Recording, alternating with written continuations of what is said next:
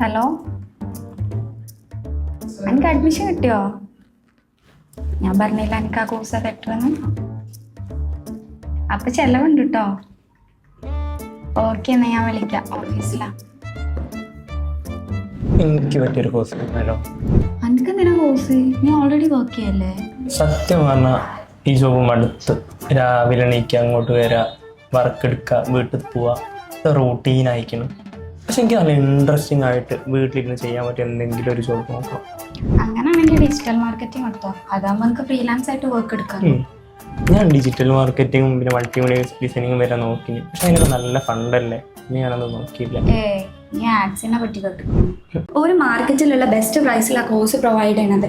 പിന്നെ ഓൺലൈൻ അതിനെ കൊണ്ട് തന്നെ എനിക്ക് കൺവീനിയൻ്റ് ആയിട്ടുള്ള ടൈമിൽ ക്ലാസ് കാണാം. പിന്നെ ഒരു 100% പ്ലേസ്മെന്റ് അസിസ്റ്റൻസ് പ്രൊവൈഡ് ചെയ്യുന്നുണ്ട്.